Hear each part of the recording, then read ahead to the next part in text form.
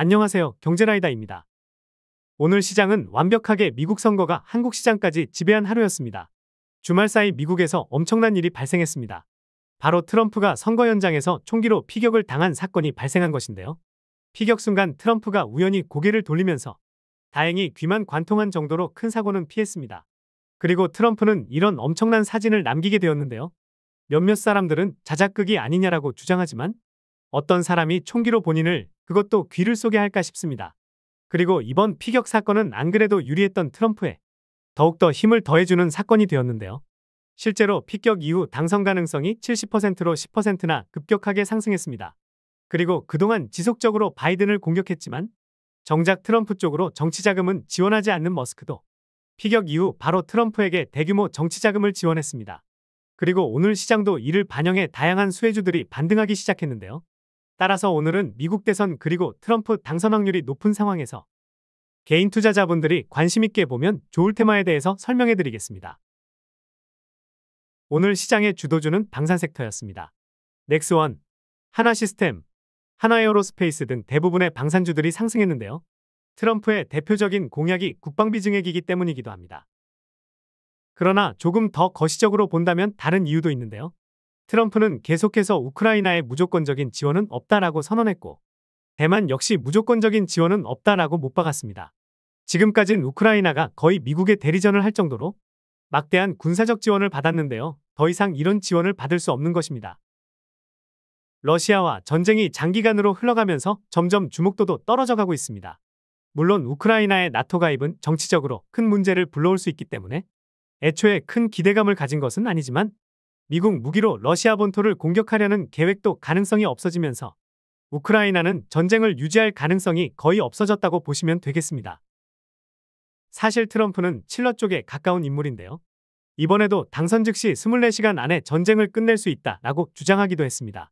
그러면서 유럽엔 국방비를 증액하라고 압박을 하고 있고 러시아와 나토의 긴장이 단기간에 해결될 가능성이 적은 상태이니 우크라이나엔 종전을 선택하게 하고 유럽을 통해 러시아와 긴장감을 오래 유지시켜 러시아산 원유를 쓰지 않고 미국산 원유를 더 많이 수입하게 하려는 의도도 있는 것으로 보입니다.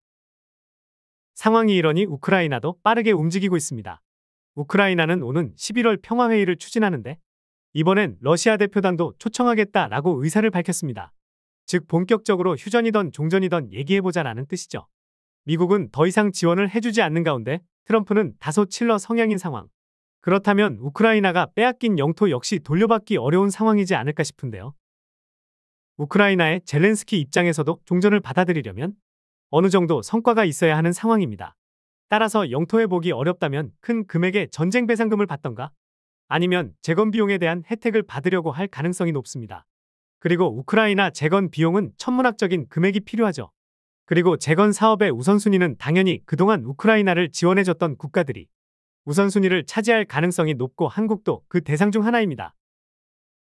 그리고 시장은 이러한 기대감을 반영해 우크라이나 재건 테마 종목들이 강하게 상승했습니다. 그러나 저 상승 종목 중 절반 이상이 우크라이나 재건과는 크게 상관이 없는 종목들입니다. 따라서 경제라이다가 실제 핵심 수혜주가 될 수 있는 종목들을 알려드리고자 합니다.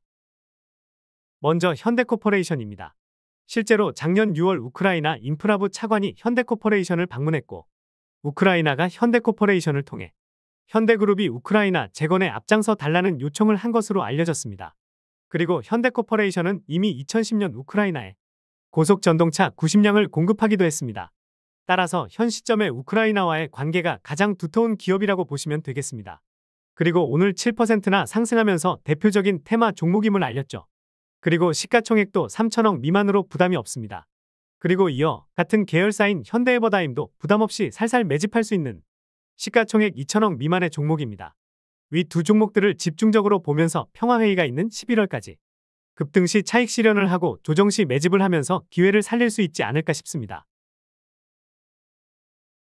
오늘은 미국 선거 영향에 따른 전략과 변화하는 시장에 맞춰 방산 테마가 왜 상승했고 재건 테마는 왜 상승했는지를 말씀해드렸고 11월까지 급등하면 조금씩 차익 실현하고 조정 시 매집해야 할 종목에 대해서 설명드렸습니다. 다음 영상에도 좋은 정보를 가져와 개인 투자자분들의 투자를 돕도록 하겠습니다. 경제라이다는 개인 투자자에게 필요한 정보와 전략을 제공해 드리고 있습니다. 좋아요와 구독을 통해 경제라이다의 정보를 빠르게 만나보시기 바랍니다.